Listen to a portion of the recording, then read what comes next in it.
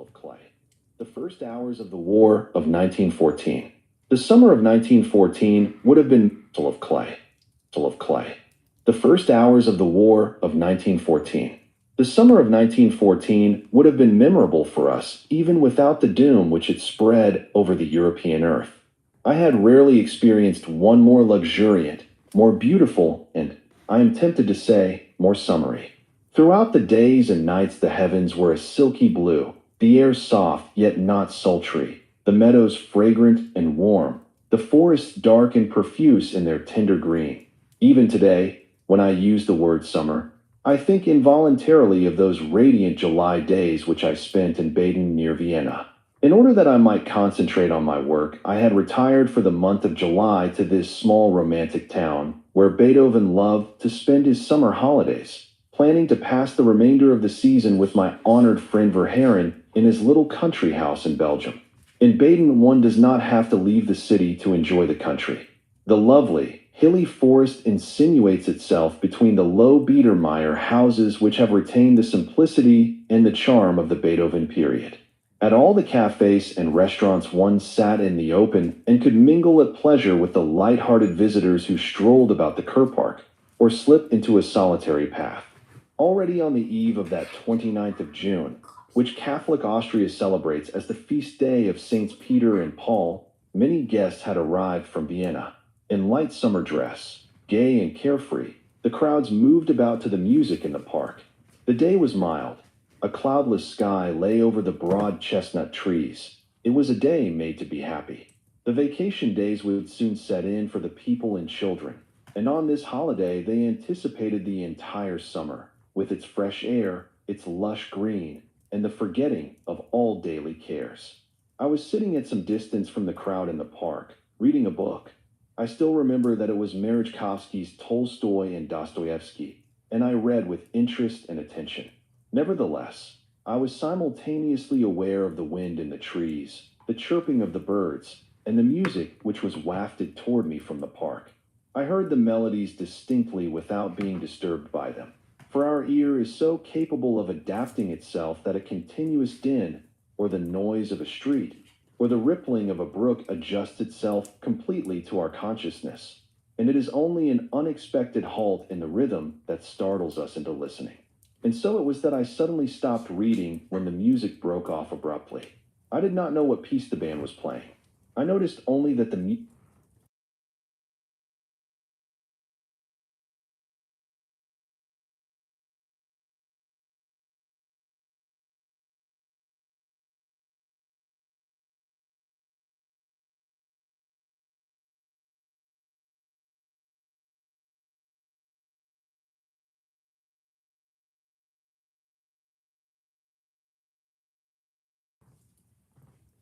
music had broken off. Instinctively, I looked up from my book. The crowd which strolled through the trees as a single, light, moving mass also seemed to have undergone a change. It, too, had suddenly come to a halt. Something must have happened. I got up and saw that the musicians had left their pavilion. This, too, was strange, for the park concert usually lasted for an hour or more. What could have caused this brusque conclusion? Coming closer, I noticed that the people had crowded excitedly around the bandstand because of an announcement which had evidently just been put up. It was, as I soon learned, the text of a telegram announcing that His Imperial Majesty, the successor to the crown, Franz Ferdinand, and his wife, who had gone to the maneuvers in Bosnia, had fallen victims of a political assassination there. More and more people pressed toward the placard. The unexpected news was passed on from one to the other. But to be honest, there was no particular shock or dismay to be seen on their faces, for the heir apparent was not at all well liked.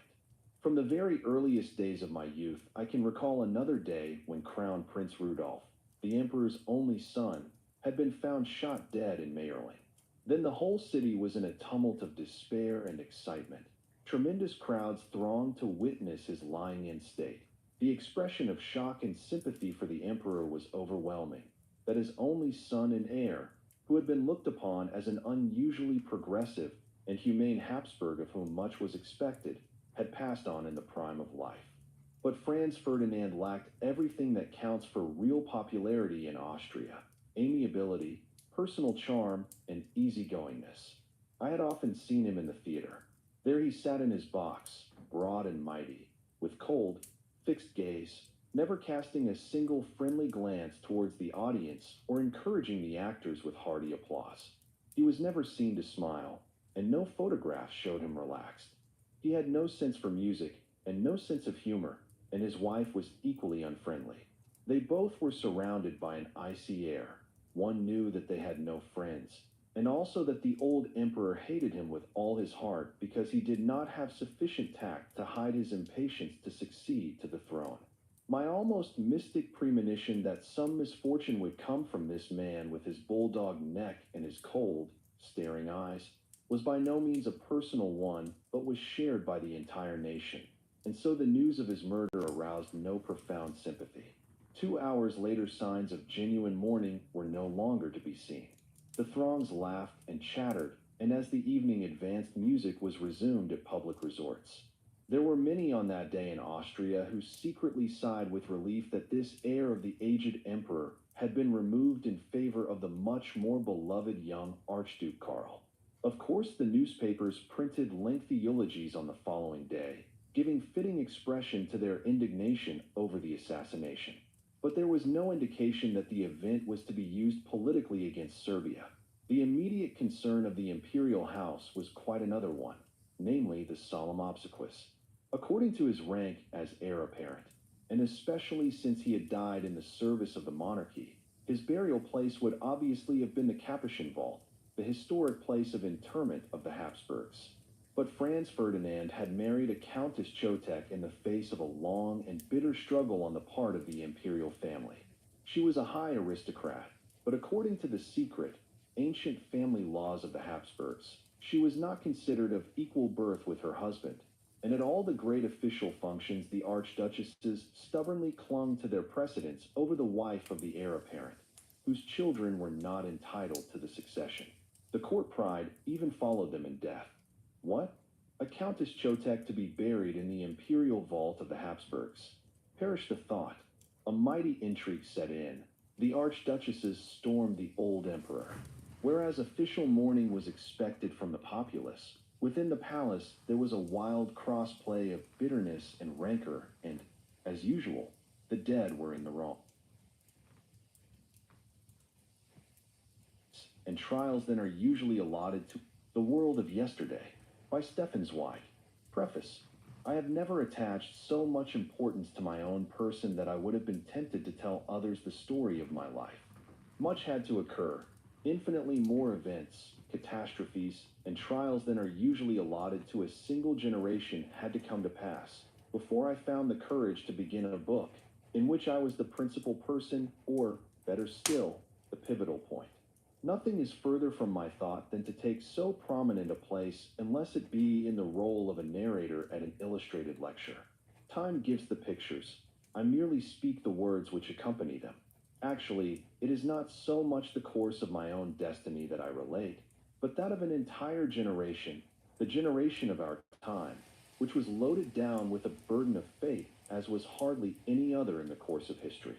Each one of us, even the smallest and the most insignificant, has been shaken in the depths of his being by the almost unceasing volcanic eruptions of our European earth.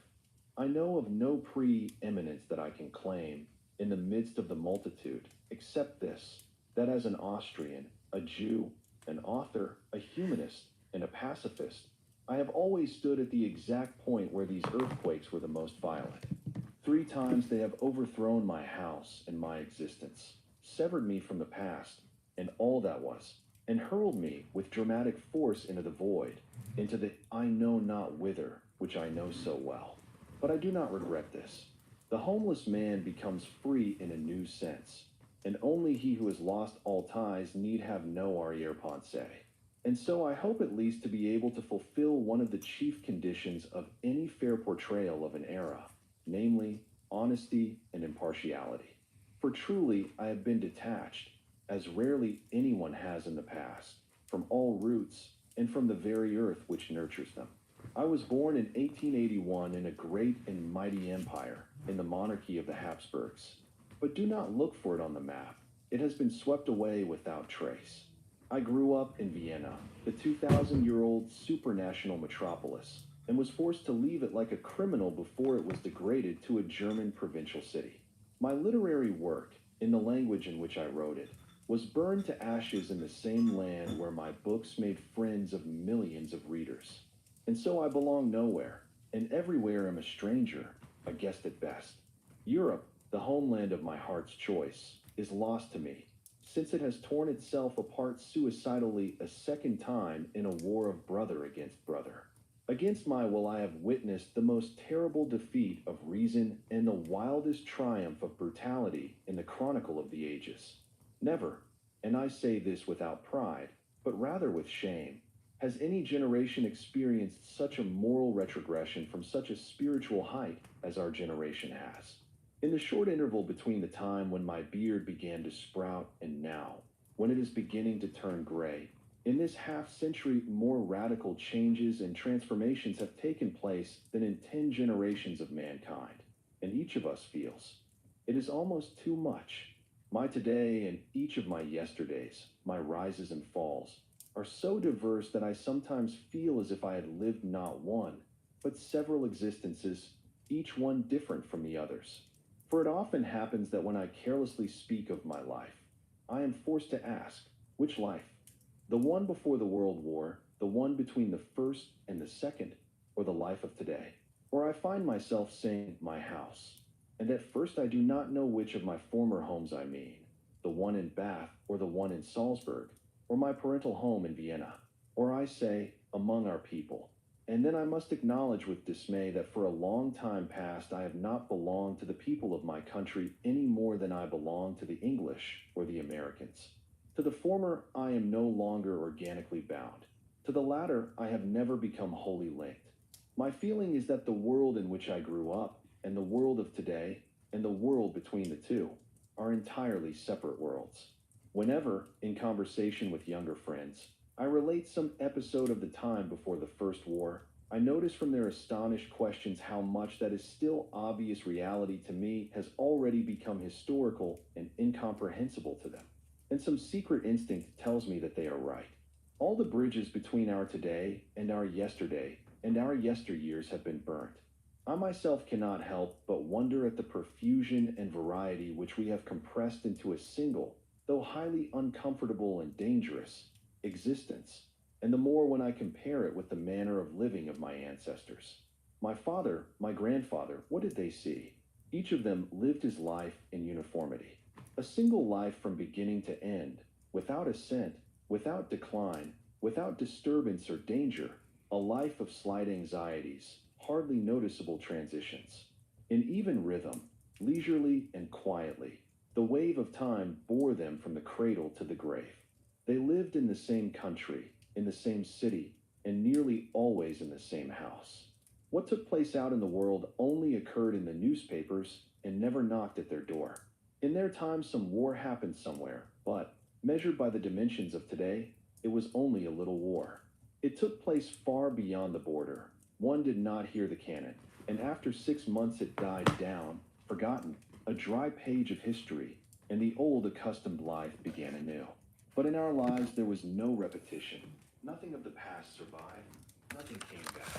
It was reserved for us to participate to the full in that which history formerly distributed, sparingly, and from time to time, to a single country, to a single century. At most, one generation had gone through a revolution, another experienced a putsch, the third a war, the fourth a famine, the fifth national bankruptcy, and many blessed countries, blessed generations, bore none of these. But we, who are 60 today and who, de jure, still have a space of time before us, what have we not seen, not suffered, not lived through? We have plowed through the catalog of every conceivable catastrophe back and forth, and we have not yet come to the last page. I myself was a contemporary of the two greatest wars of mankind, and even passed through each one of them on a different front, the one on the German, the other on the anti-German. Before the war, I knew the highest degree and form of individual freedom, and later its lowest level in hundreds of years.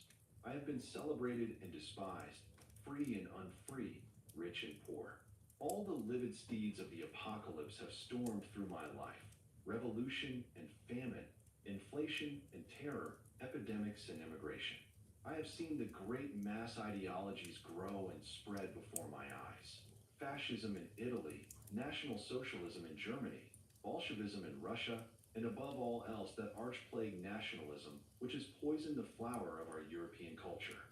I was forced to be a defenseless, helpless witness of the most inconceivable decline of humanity into a barbarism which we had believed long since forgotten, with its deliberate and programmatic dogma of anti-humanitarianism. It was reserved for us, after centuries, again to see wars without declarations of war, concentration camps, persecution, mass robbery, bombing attacks on helpless cities, all bestialities unknown to the last 50 generations, and which future generations, it is hoped, will not allow to happen. But paradoxically, in the same era when our world fell back morally 1,000 years, I have seen that same mankind lift itself, in technical and intellectual matters, to unheard of deeds, surpassing the achievement of 1,000,000 years with a single beat of its wings. It has accomplished the conquest of the air by the airplane, the transmission of the human word in a second around the globe, and with it the conquest of space, the splitting of the atom, the conquest of the most insidious diseases, the almost daily realization of the impossible of yesterday. Not until our time as mankind as a whole behaved so infernally, and never before has it accomplished so much that is godlike. To give witness of this tense, dramatic life of ours, filled with the unexpected, seems to me a duty, for, I repeat, everyone was a witness of this gigantic transformation. Everyone was forced to be a witness. There was no escape for our generation, no standing aside as in times past. Thanks to our new organization of simultaneity, we were constantly drawn into our time. When bombs laid waste the houses of Shanghai, we knew of it in our rooms in Europe before the wounded were carried out of their homes. What occurred thousands of miles over the sea leaped bodily before our eyes in pictures. There was no protection, no security against being constantly made aware of things and being drawn into them. There was no country to which one could flee, no quiet which one could purchase. Always and everywhere the hand of fate seized us and dragged us back into its insatiable play. Constantly men had to subordinate themselves to the demands of the state, to become the prey of the most stupid politics, to adapt themselves to the most fantastic changes. Always the individual was chained to the common lot, no matter how bitterly he objected. He was carried along irresistibly. Whoever went through this period, or, rather, was hunted and driven through it, we knew that few breeds experienced more history than any of his ancestors. And today we again stand at a turning point, an end and a new beginning. It is not without deliberation that I make this retrospect of my life, and with a definite date. For that day of September 1939 wrote the final flourish to the epoch which formed and educated us who are in our 60s. But if we with our evidence can transmit out of the decaying structure only one grain of truth to the next generation, we shall not have labored entirely in vain. I am aware of the unfavorable circumstances, characteristic though they are of our time, in which I am trying to shape my reminiscences. I write them in the midst of war, in a foreign country, and without the least aid to my memory. None of my books, none of my notes, no friends' letters are at hand in my hotel room. Nowhere can I seek information, for in the whole world the mails from country to country have been disrupted or hampered by censorship. We live cut off from one another as we did 100 years ago, before steamships, railroads, planes, and mails were invented. I have nothing more of my past with me than what I have retained in my mind. All else at this moment is unobtainable or lost. But the good art of not pining over that which is lost has been thoroughly learned by our generation, and it is quite possible that the loss of documentation and detail may actually be an advantage for my book. For I look upon our memory not as an element which accidentally retains or forgets, but rather as a consciously organizing and wisely exclusionary power. All that one forgets of one's life was long since predestined by an inner instinct to be forgotten. Only that which wills to preserve itself has the right to be preserved for others. So choose and speak for me, ye memories, and at least give some reflection of my life before it sinks into the dark. The world of security, reared as we are, in quiet and in peace, now all at once we're thrown upon the world. Thousands of waves wash round us without cease, often delighted, sometimes pleased. We're whirled from joy to grief, and so from hour to hour our restless feelings waver, change and sway. Our senses know a strange, tumultuous power, and in the turmoil find no place to stay. Goethe. When I attempt to find a simple formula for the period in which I grew up, prior to the First World War, I hope that I convey its fullness by calling it the golden age of security. Everything in our almost thousand-year-old Austrian monarchy seemed based on permanency, and the state itself was the chief guarantor of this stability. The rights which it granted to its citizens were duly confirmed by Parliament, the freely elected representative of the people, and every duty was exactly prescribed. Our currency, the Austrian crown, circulated in bright gold pieces, an assurance of its immutability. Everyone knew how much he possessed or what he was entitled to, what was permitted and what forbidden. Everything had its norm, its definite measure and weight. He who had a fortune could accurately compute his annual interest. An official or an officer, for example, could confidently look up in the calendar the year when he would be advanced in grade or when he would be pensioned. Each family had its fixed budget and knew how much could be spent for rent and food, for vacations and entertainment, and what is more, invariably a small sum was carefully laid aside for sickness and the doctor's bills for the unexpected. Whoever owned a house looked upon it as a secure domicile for his children and grandchildren. Estates and businesses were handed down from generation to generation. When the babe was still in its cradle, its first mite was put in its little bank, or deposited in the savings bank, as a reserve for the future. In this vast empire, everything stood firmly and immovably in its appointed place, and at its head was the aged emperor. And were he to die, one knew, or believed, another would come to take his place, and nothing would change in the well-regulated order.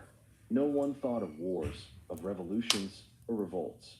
All that was radical, all violence, seemed impossible in an age of reason. This feeling of security was the most eagerly sought-after possession of millions, the common ideal of life. Only the possession of this security made life seem worthwhile, and constantly widening circles desired their share of this costly treasure. At first it was only the prosperous who enjoyed this advantage, but gradually the great masses forced their way toward it. The century of security became the golden age of insurance.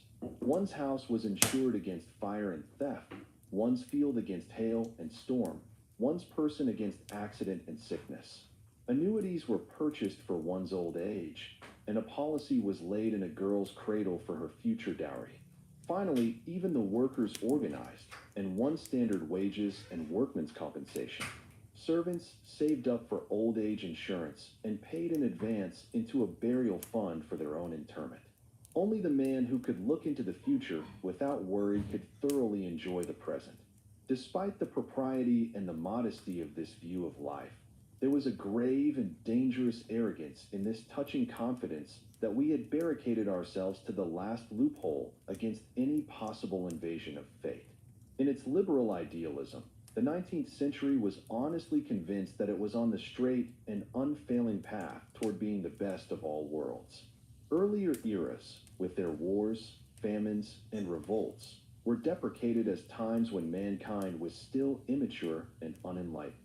But now it was merely a matter of decades until the last vestige of evil and violence would finally be conquered, and this faith in an uninterrupted and irresistible progress truly had the force of a religion for that generation.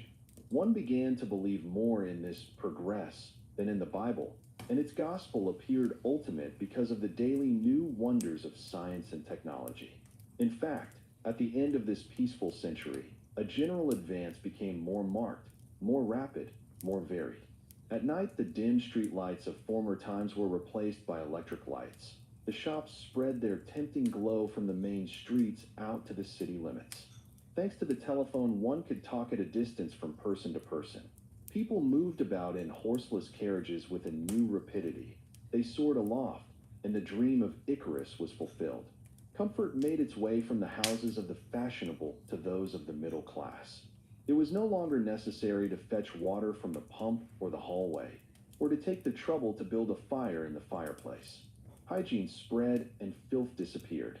People became handsomer, stronger, healthier, as sports steeled their bodies. Fewer cripples and maimed and persons with goiters were seen on the streets, and all of these miracles were accomplished by science, the archangel of progress. Progress was also made in social matters. Year after year, new rights were accorded to the individual. Justice was administered more benignly and humanely, and even the problem of problems, the poverty of the great masses, no longer seemed insurmountable. The right to vote was being accorded to wider circles, and with it the possibility of legally protecting their interests. Sociologists and professors competed with one another to create healthier and happier living conditions for the proletariat. Small wonder then that this century sunned itself in its own accomplishments and looked upon each completed decade as the prelude to a better one. There was as little belief in the possibility of such barbaric declines as wars between the peoples of Europe as there was in witches and ghosts. Our fathers were comfortably saturated with confidence in the unfailing and binding power of tolerance and conciliation. They honestly believed that the divergencies and the boundaries between nations and sects would gradually meld away into a common humanity, and that peace and security, the highest of treasures, would be shared by all mankind. It is reasonable that we, who have long since struck the word security from our vocabulary as a myth, should smile at the optimistic delusion of that idealistically blinded generation, that the technical progress of mankind must connote an unqualified and equally rapid moral ascent. We of the new generation who have learned not to be surprised by any outbreak of bestiality, we who each new day expect things worse than the day before, are markedly more skeptical about a possible moral improvement of mankind. We must agree with Freud, to whom our culture and civilization were merely a thin layer liable at any moment to be pierced by the destructive forces of the underworld. We have had to accustom ourselves gradually to living without the ground beneath our feet, without justice, without freedom, without security. Long since, as far as our existence is concerned, we have denied the religion of our fathers, their faith in a rapid and continuous rise of humanity. To us, gruesomely taught, witnesses of a catastrophe which, at a swoop, hurled us back 1,000 years of humane endeavor, that rash optimism seems banal. But even though it was a delusion our fathers served, it was a wonderful and noble delusion, more humane and more fruitful than our watchwords of today. And in spite of my later knowledge and disillusionment, there is still something in me which inwardly prevents me from abandoning it entirely. That which, in his childhood, a man has drawn into his blood out of the air of time cannot be taken from him. And in spite of all that is daily blasted into my ears, and all that I myself and countless other sharers of my destiny have experienced in trials and tribulations, I cannot completely deny the faith of my youth, that some day things will rise again, in spite of all.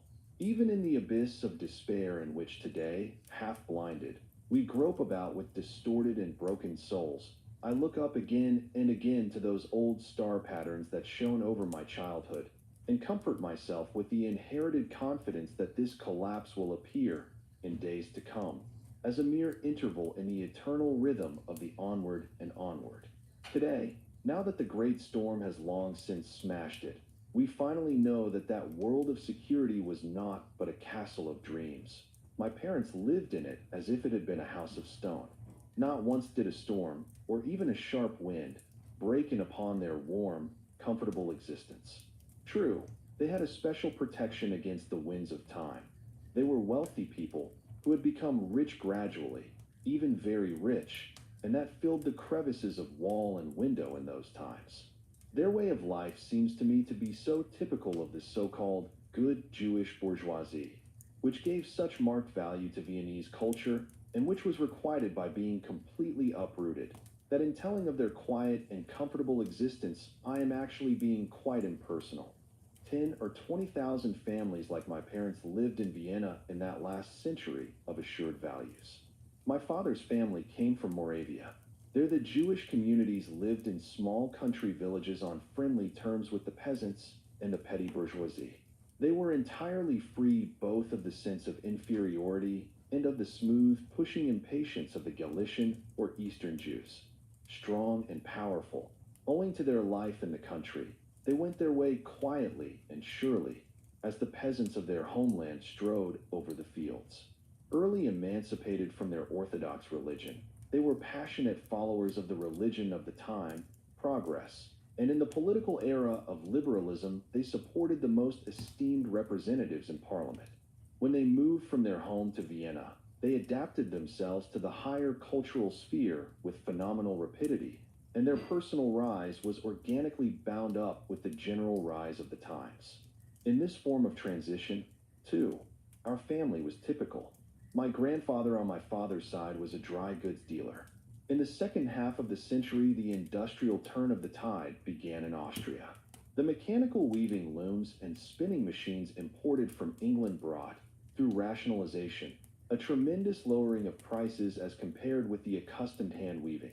And with their gift of commercial insight and their international view, it was the Jewish merchants who were the first in Austria to see the necessity and the advantage of a changeover to industrial production.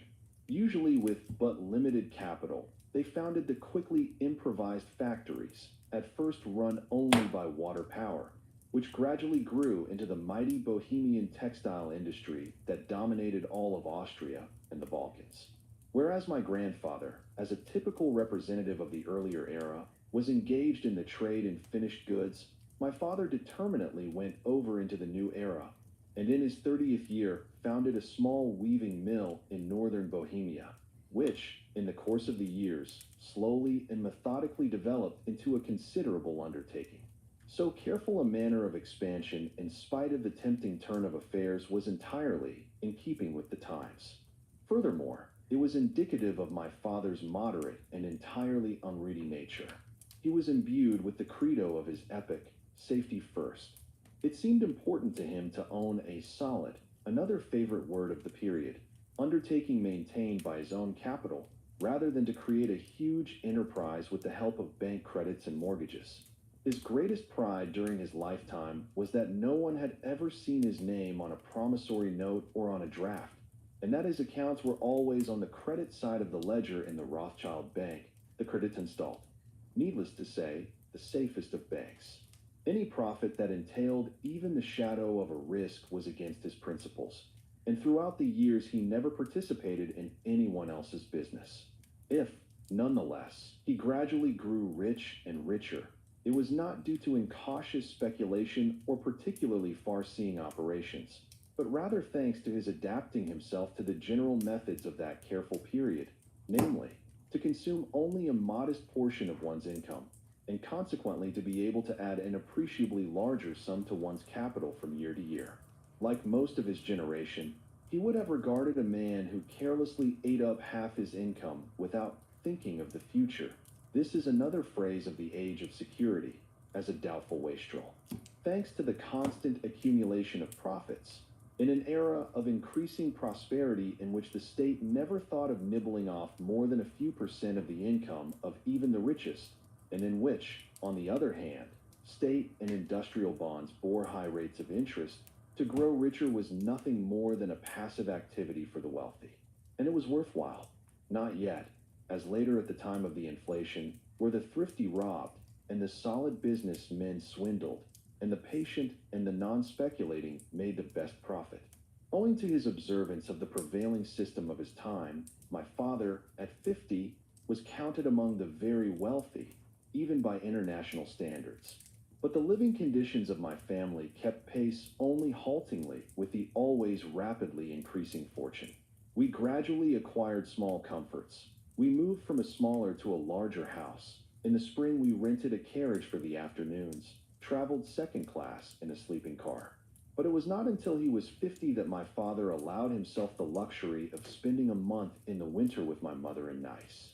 The principle of enjoying wealth, in having it and not showing it, remained completely unchanged. Though he was a millionaire, my father never smoked an imported cigar, but, like Emperor Franz Joseph, he smoked the cheap Virginia, the government monopoly Trabuco, popular cheroots. When he played cards, it was always for small stakes. Unbendingly, he held fast to his comfortable, discreet, and restrained manner of living. Although he was better educated and socially more presentable than most of his colleagues, he played the piano excellently, wrote well and clearly, spoke both French and English. He persistently refused every honor and office. Throughout his life, he neither sought nor accepted any title or dignity, though in his position as a large industrialist these were often offered to him. That he never asked anything of anyone, that he was never obliged to say please or thanks to anyone, was his secret pride and meant more to him than any external recognition. Inevitably, there comes into the life of each one of us the time when, face to face with our own being, one re-encounters his father. That trait of clinging to a private, anonymous mode of life now begins to develop more strongly in me from year to year, even though it stands in marked contrast to my profession, which, to some extent, forces both name and person before the public eye. And it is out of the same secret pride that I have always declined every external honor. I have never accepted a decoration, a title, the presidency of any association, have never belonged to any academy, any committee, any jury. Merely to sit at a banquet table is torture for me, and the thought of asking someone for something, even if it is on behalf of a third person, dries my lips before the first word is spoken.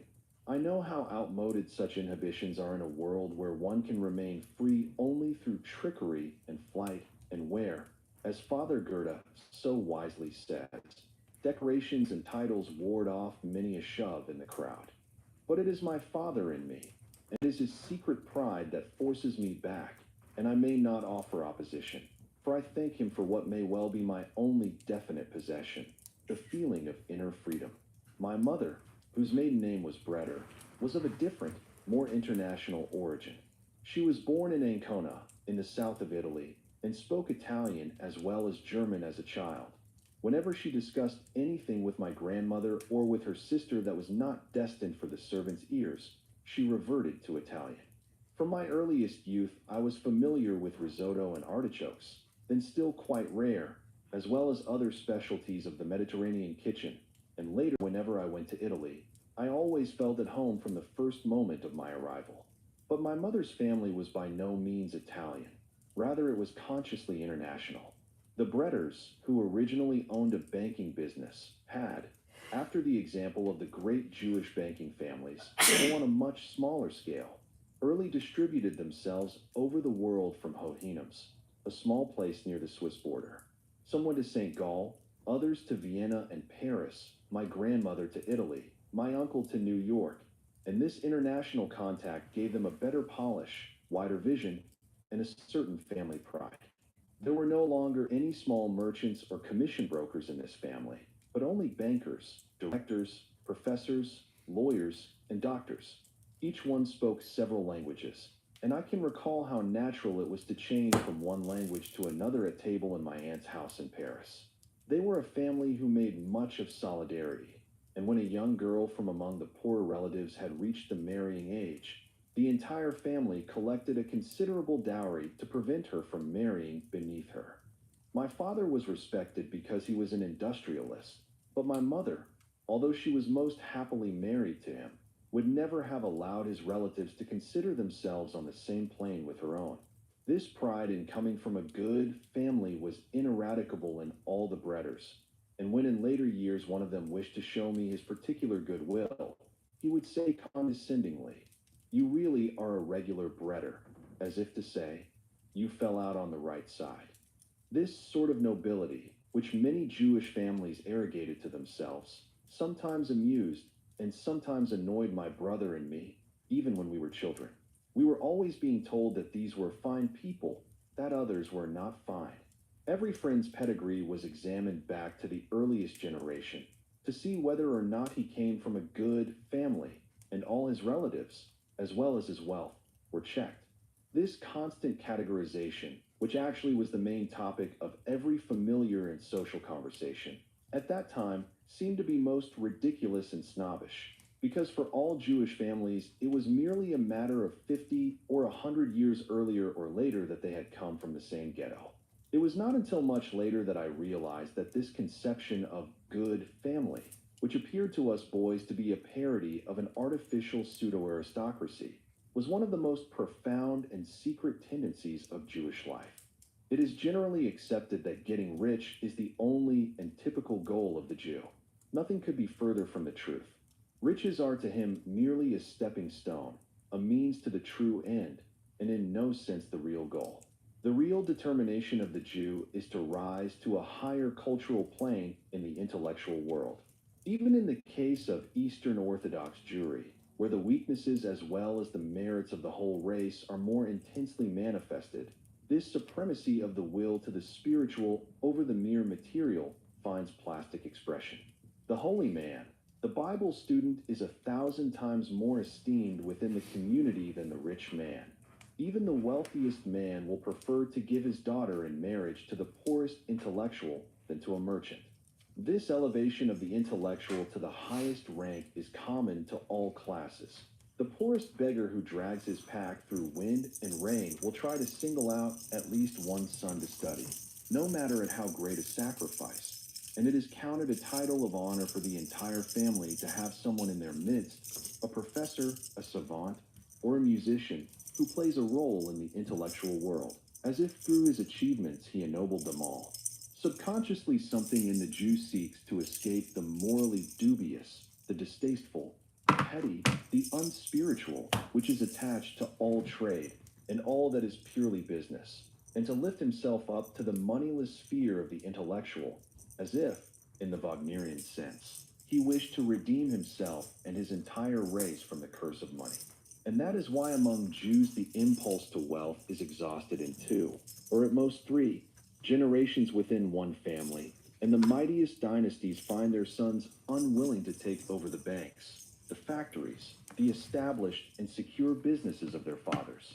It is not chance that a Lord Rothschild became an ornithologist, a Warburg an art historian, a Cassirer a philosopher, a Sassoon a poet. They all obey the same subconscious impulse to free themselves of cold money making, that thing that confines Jewry, and perhaps it expresses a secret longing to resolve the merely Jewish, through flight into the intellectual, into humanity at large. A good family, therefore, means more than the purely social aspect which it assigns to itself with this classification. It means a Jewry that has freed itself of all defects and limitations and pettiness which the ghetto has forced upon it, by means of adaptation to a different culture and even possibly a universal culture.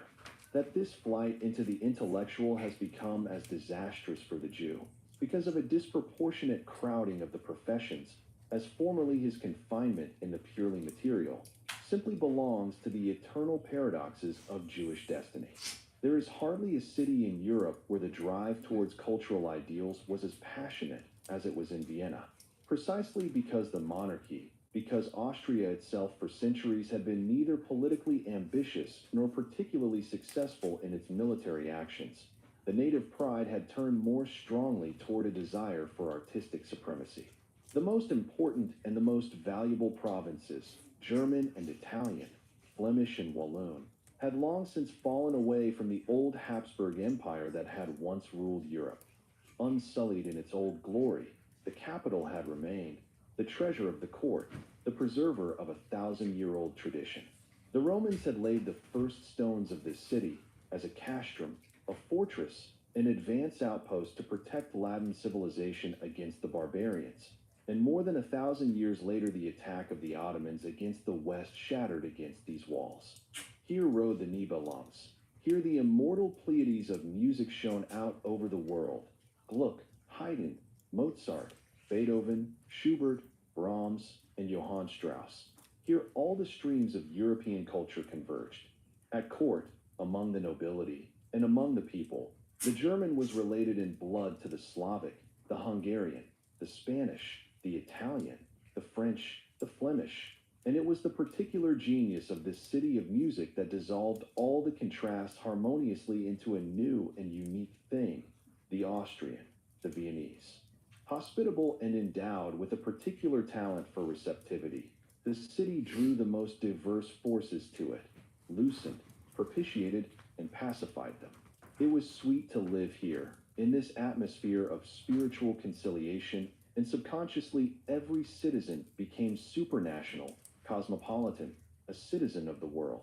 This talent for assimilation, for delicate and musical transitions, was already apparent in the external visage of the city. Growing slowly through the centuries, organically developing outward from inner circles, it was sufficiently populous, with its 2 millions, to yield all the luxury and all the diversity of a metropolis. And yet it was not so oversized as to be cut off from nature, like London or New York.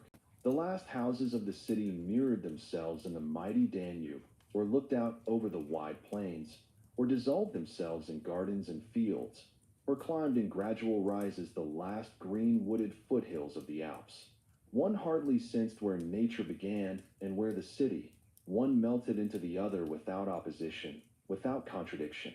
Within, however, one felt that the city had grown like a tree that adds ring upon ring, and instead of the old fortification walls, the ringstrasse encircled the treasured core with its splendid houses. Within, the old palaces of the court and the nobility spoke history in stone. Here Beethoven had played at the Lichnowskis, at the Esterházys Haydn had been a guest. There in the old university Haydn's creation had resounded for the first time. The Hofburg had seen generations of emperors, and Schönbrunn had seen Napoleon. In the Stephansdom, the united lords of Christianity had knelt in prayers of thanksgiving for the salvation of Europe from the Turks. Countless great lights of science had been within the walls of the university. In the midst of all this, the new architecture reared itself proudly and grandly with glittering avenues and sparkling shops. But the old quarreled as little with the new as the chiseled stone with untouched nature. It was wonderful to live here, in this city which hospitably took up everything foreign and gave itself so gladly. And in its light air, as in Paris, it was a simple matter to enjoy life. Vienna was, we know, an Epicurean city. But what is culture, if not to wheedle from the coarse material of life, by art and love, its finest, its most delicate, its most subtle qualities? Gourmets in culinary matters, much occupied with a good wine, a dry fresh beer, sumptuous pastries and cakes. In this city, people were also demanding with regard to more subtle delights. Making music, dancing, the theater, conversation, proper and urbane deportment. These were cultivated here as particular arts. It was not the military, nor the political, nor the commercial that was predominant in the life of the individual and of the masses. The first glance of the average Viennese into his morning paper was not at the events in Parliament or world affairs, but at the repertoire of the theater, which assumed so important a role in public life as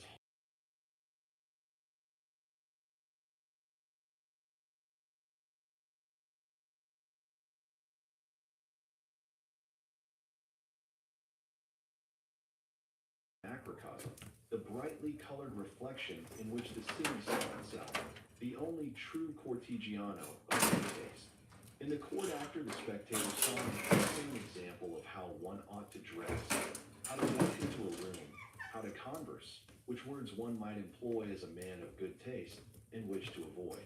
The stage, instead of being merely a place of entertainment, was a spoken and plastic guide of good behavior and correct pronunciation, and a nimbus of respect encircled like a halo everything that had even the faintest connection with the imperial theater. The minister-president or the richest magnate could walk the streets of Vienna without anyone turning around, but a court actor or an opera singer was recognized by every salesgirl and every cab driver. Proudly we boys told one another when we had seen one of them pass by. Everyone collected their pictures and autographs, and this almost religious cult went so far that it even attached itself to the world around them. St. Ethel's barber, Joseph Keynes's cab driver were persons to be respected and secretly envied, and elegant youths were proud to have their clothes made by an actor's tailor.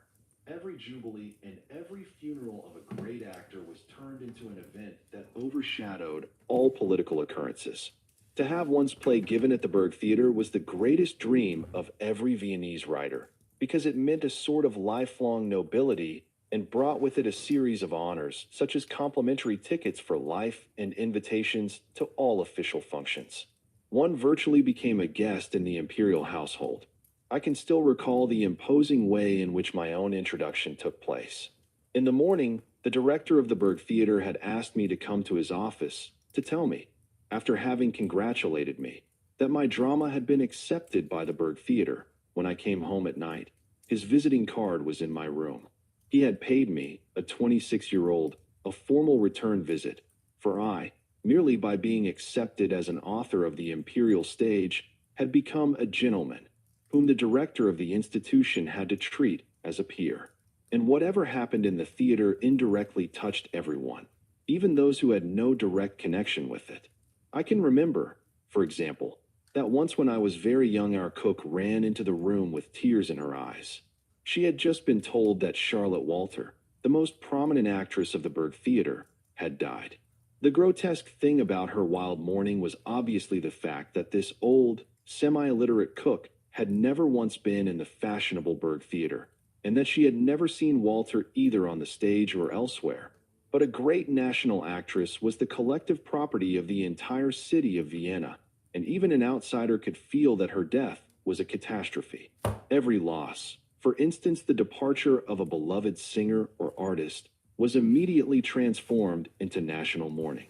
When the old Burg Theater, in which Mozart's Marriage of Figaro was first given, was torn down, all of Vienna's society was formally and sorrowfully assembled there. The curtain had hardly fallen when everybody leapt upon the stage to bring home at least a splinter as a relic of the boards which the beloved artists had trod, and for decades after, in dozens of bourgeois homes. These insignificant splinters could be seen preserved in costly caskets, as fragments of the Holy Cross are kept in churches. We ourselves did not act much more sensibly when the so-called Bosendorfer Saal was torn down. In itself, this little concert hall, which was used solely for chamber music, was a quite unimposing, unartistic piece of architecture, the former riding academy of Count Liechtenstein, unpretentiously remodeled for musical use with wooden paneling. But it had the resonance of an old violin. It was a sanctuary for lovers of music because Chopin and Brahms, Liszt and Rubinstein had given concerts there, and because many of the famous quartets had made their first appearance there, and now it was to make way for a functional building. It was incomprehensible to us who had experienced such unforgettable hours there. When the last measure of Beethoven, played more beautifully than ever by the Rose Quartet, had died away, no one left his seat. We called and applauded. Several women sobbed with emotion. No one wished to believe that this was a farewell. The lights were put out in the hall in order to make us leave. Not one of the 400 or 500 enthusiasts moved from his place. A half hour, a full hour, we remained as if by our presence we could save the old hallowed place. And when we were students, how we fought with petitions, with demonstrations, and with essays to keep the house where Beethoven died from being demolished. Every one of these historic buildings in Vienna was a bit of our soul that was being torn out of our body. This fanaticism for art, and for the art of the theater in particular, touched all classes in Vienna. Vienna, through its century-old tradition, was itself a clearly ordered and, as I once wrote, a wonderfully orchestrated city. The imperial house still set the tempo. The palace was the center not only in a spatial sense, but also in a cultural sense of the supranationality of the monarchy. The palaces of the Austrian, the Polish, the Czech, and the Hungarian nobility formed as it were a second enclosure around the imperial palace. Then came good society, consisting of the lesser nobility, the higher officials, industry, and the old families. Then the petty bourgeoisie and the proletariat. Each of these social strata lived in its own circle, and even in its own district. The nobility in their palaces in the heart of the city, the diplomats in the third district, industry and the merchants in the vicinity of the Ringstrasse, the petty bourgeoisie in the inner districts, the second to the ninth, and the proletariat in the outer circle. But everyone met in the theater and at the great festivities such as the flower parade in the Prater, where 300,000 people enthusiastically proclaimed the upper 10,000 in their beautifully decorated carriages. In Vienna, everything. Religious processions such as the one on the Feast of Corpus Christi, the military parades, the Berg music, was made the occasion for celebration, as far as color and music were concerned. Even funerals found enthusiastic audiences, and it was the ambition of every true Viennese to have a lovely corpse, with a majestic procession and many followers. Even his death converted the genuine Viennese into a spectacle for others. In this receptivity for all that was colorful, festive, and resounding. In this pleasure in the theatrical, whether it was on the stage or in reality, both as theater and as a mirror of life, the whole city was at one. It was not difficult to mock this theatromania of the Viennese, and their following up to the most minute details of the lives of their darlings often was more than grotesque. Our Austrian indolence in political matters, and our backwardness in economics as compared with our resolute German neighbor, may actually be ascribed in part to our Epicurean excesses. But culturally, this exaggeration of artistic events brought something unique to maturity. First of all, an uncommon respect for every artistic presentation. Then, through centuries of practice, a connoisseurship without equal. And finally, thanks to that connoisseurship, a predominant high level in all cultural fields. The artist always feels at his best, and at the same time most inspired where he is esteemed or even overestimated. Art always reaches its peak where it becomes the life interest of a people. And just as Florence and Rome in the Renaissance drew the artists and educated them to greatness, each one feeling that he was in constant competition and had to outdo the others and himself in the eyes of the people. So the musicians and the actors of Vienna were conscious of their importance in the city. In the Vienna Opera and in the Berg Theater, nothing was overlooked. Every flat note was remarked. Every incorrect intonation and every cut were censured. And this control was exercised at premieres not by the professional critics alone, but day after day by the entire audience, whose attentive ears had been sharpened by constant comparison. Whereas in politics, in administration, or in morals, everything went on rather comfortably, and one was affably tolerant of all that was slovenly, and overlooked many an infringement. In artistic matters there was no pardon. Here the honor of the city was at stake. Every singer, actor, and musician had constantly to give his best, or he was lost. It was wonderful to be the darling of Vienna, but it was not easy to remain so. No letdown was forgiven. And this knowledge and the constant pitiless supervision forced each artist in Vienna to give his best, and gave to the whole its marvelous level. Every one of us has, from his youthful years, brought a strict and inexorable standard of musical performance into his life. He who in the opera knew Gustav Mahler's iron discipline, which extended to the minutest detail, or realized the Philharmonic's matter-of-fact energetic exactitude, today is rarely satisfied by any musical or theatrical performance. But with it we also learn to be strict with ourselves at every artistic presentation. A certain level was and remained exemplary, and there are few cities in the world where it was so inculcated into the developing artist. But this knowledge of rhythm and energy went deep into the people, for even the little bourgeois seated at his Hurigen demanded good music from the band, as he did good wine from the innkeeper. Again, in the Prater the crowds knew exactly which military band had the best swing, whether it was the Deutschmeister or the Hungarians. Whoever lived in Vienna caught a feeling of rhythm from the air. And just as this musicality was expressed by us writers in carefully wrought prose, the sense of rhythm entered into others in their social deportment and their daily life. A Viennese who had no sense of art or who found no enjoyment in form was unthinkable in good society. Even in the lower circles, the poorest drew a certain instinct for beauty out of the landscape and out of the merry human sphere into his life. One was not a real Viennese without this love for culture, without this sense, aesthetic and critical at once, of the holiest exuberance of life. Adapting themselves to the milieu of the people or country where they live is not only an external protective measure for Jews, but a deep internal desire. Their longing for a homeland, for rest, for security, for friendliness, urges them to attach themselves passionately to the culture of the world around them. And never was such an attachment more effective, except in Spain in the 15th century, or happier and more fruitful than in Austria. Having resided for more than 200 years in the imperial city, the Jews encountered there an easygoing people, inclined to conciliation, and under whose apparent laxity of form lay buried the identical deep instinct for cultural and aesthetic values, which was so important to the Jews themselves. And they met with more in Vienna. They found there a personal task. In the last century, the pursuit of art in Austria had lost its old traditional defenders and protectors, the imperial house and the aristocracy. Whereas in the 18th century Maria Theresa had Gluck instruct her daughters in music, Joseph too ably discussed his operas with Mozart, and Leopold III himself composed music, the later emperors, Franz II and Ferdinand, had no interest whatever in artistic things, and our Emperor Franz Joseph, who in his 80 years had never read a book other than the Army Register, or even taken one in his hand, evidenced moreover a definite antipathy to music. The nobility as well had relinquished its erstwhile protector's role.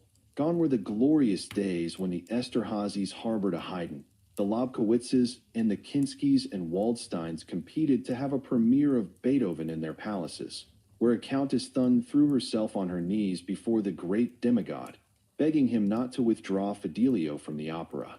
But now Wagner, Brahms, Johann Strauss, and Hugo Wolf had not received the slightest support from them. To maintain the Philharmonic on its accustomed level, to enable the painters and sculptors to make a living, it was necessary for the people to jump into the breach, and it was the pride and ambition of the Jewish people to cooperate in the front ranks to carry on the former glory of the fame of Viennese culture. They had always loved this city and had entered into its life wholeheartedly.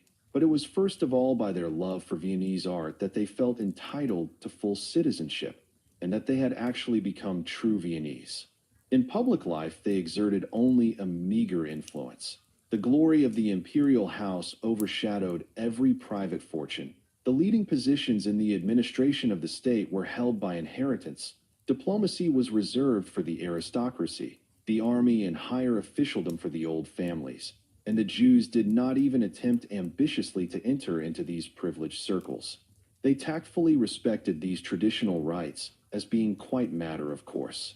I remember, for example, that throughout his entire life my father avoided dining at Sacker's, and not for reasons of economy. The difference in price between it and the other large hotels was insignificant, but because of a natural feeling of distance, it would have been distressing or unbecoming to him to sit at a table next to a Prince Schwarzenberg or a Lobkowitz. It was only in regard to art that all felt an equal right, because love of art was a communal duty in Vienna, and immeasurable is the part in Viennese culture the Jewish bourgeoisie took by their cooperation and promotion. They were the real audience. They filled the theaters and the concerts. They bought the books and the pictures. They visited the exhibitions. And with their more mobile understanding, little hampered by tradition, they were the exponents and champions of all that was new. Practically all the great art collections of the 19th century were formed by them. Nearly all the artistic attempts were made possible only by them. Without the ceaseless, stimulating interest of the Jewish bourgeoisie, Vienna, thanks to the indolence of the court, the aristocracy, and the Christian millionaires, who preferred to maintain racing stables and hunts to fostering art, would have remained behind Berlin in the realm of art, as Austria remained behind the German Reich in political matters. Whoever wished to put through something in Vienna, or came to Vienna as a guest from abroad and sought appreciation as well as an audience, was dependent on the Jewish bourgeoisie. When a single attempt was made in the anti-Semitic period to create a so-called national theater, neither authors, nor actors, nor a public was forthcoming. After a few months, the National Theater collapsed miserably, and it was by this example that it became apparent for the first time that 9/10 of what the world celebrated as Viennese culture in the 19th century was promoted nourished, or even created by Viennese Jewry. For it was precisely in the last years, as it was in Spain before the equally tragic decline, that the Viennese Jews had become artistically productive, although not in a specifically Jewish way. Rather, through a miracle of understanding, they gave to what was Austrian and Viennese its most intensive expression. Goldmark, Gustav Mahler, and Schoenberg became international figures in creative music. Oscar Strauss, Leo Fall, and Kalman brought the tradition of the waltz and the operetta to a new flowering. Hofmannsthal, Arthur Schnitzler, Bierhoffmann, and Peter Altenburg gave Viennese literature European standing such as it had not possessed under Grillparzer and Stifter. Sonnenthal and Max Reinhardt renewed the city's universal fame as a home of the theater. Freud and others great in science drew attention to the long-famous university. Everywhere, as scholars, as virtuosi, as painters, as theatrical directors and architects, as journalists, they maintained unchallenged high positions in the intellectual life of Vienna. Because of their passionate love for the city, through their desire for assimilation, they had adapted themselves fully and were happy to serve the glory of Vienna. They felt that their being Austrian was a mission to the world.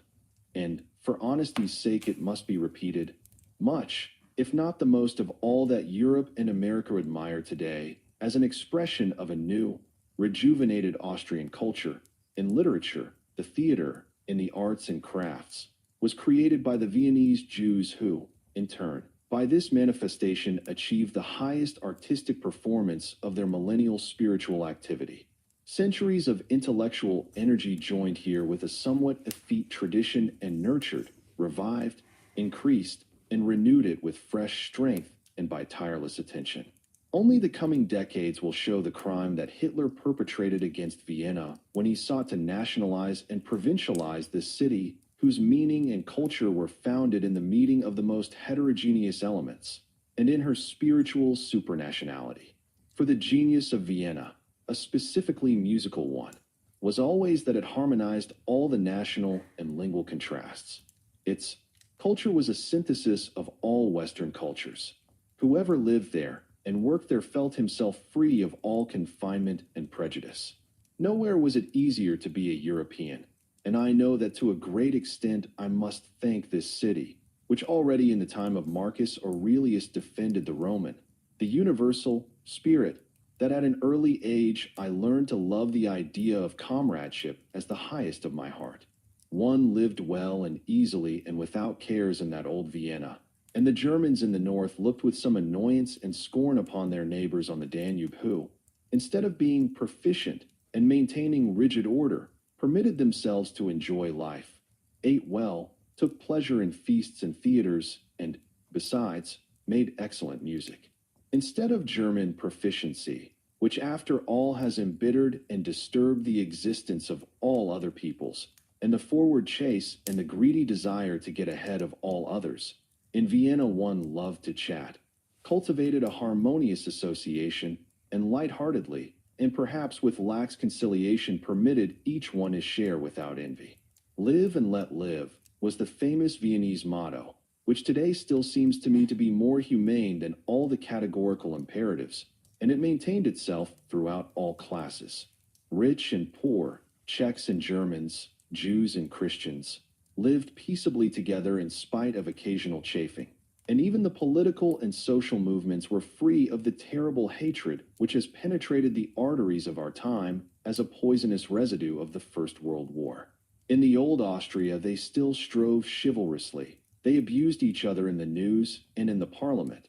But at the conclusion of their Ciceronian tirades, the self-same representatives sat down together in friendship with a glass of beer or a cup of coffee, and called each other do even when Luger, the leader of the anti-Semitic party, became burgomaster of the city, no change occurred in private affairs. And I personally must confess that neither in school, nor at the university, nor in the world of literature, have I ever experienced the slightest suppression or indignity as a Jew. The hatred of country for country, of nation for nation, of one table for another, did not yet jump at one daily from the newspaper. It did not divide people from people and nations from nations.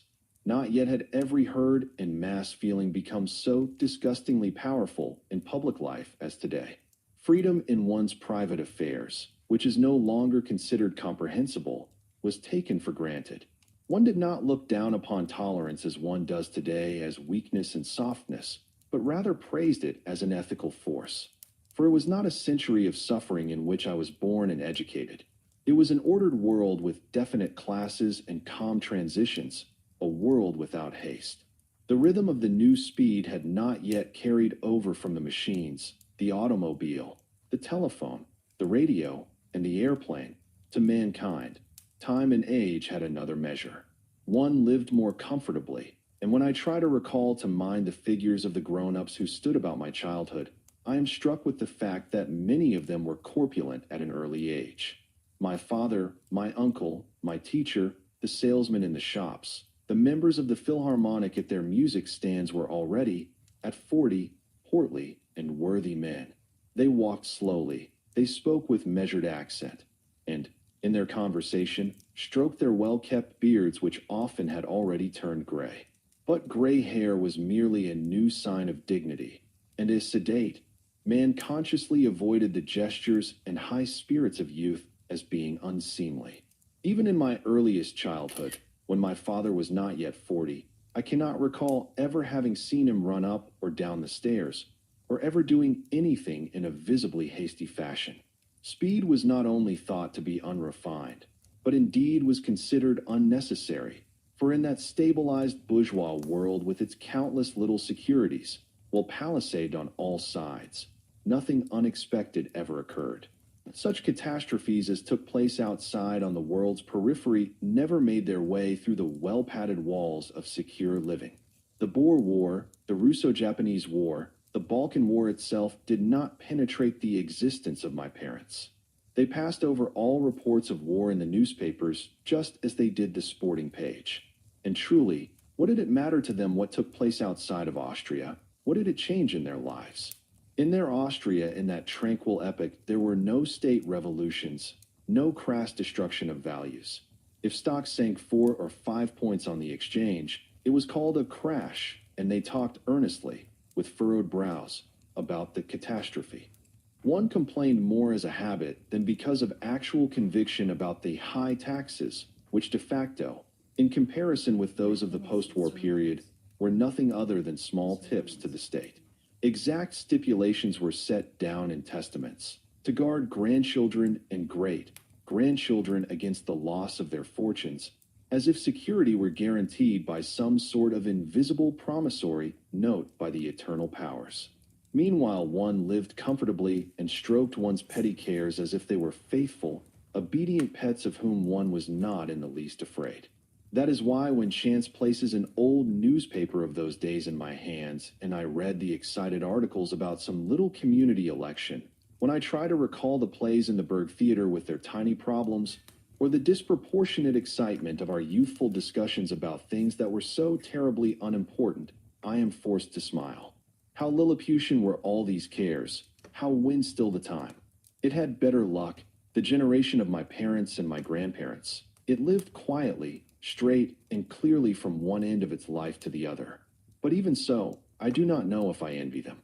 How they remained blissfully unaware of all the bitter realities, of the tricks and forces of fate. How they lived apart from all those crises and problems that crush the heart, but at the same time marvelously uplift it. How little they knew, as they muddled through in security and comfort and possessions, that life can also be tension and profusion, a continuous state of being surprised and being lifted up from all sides.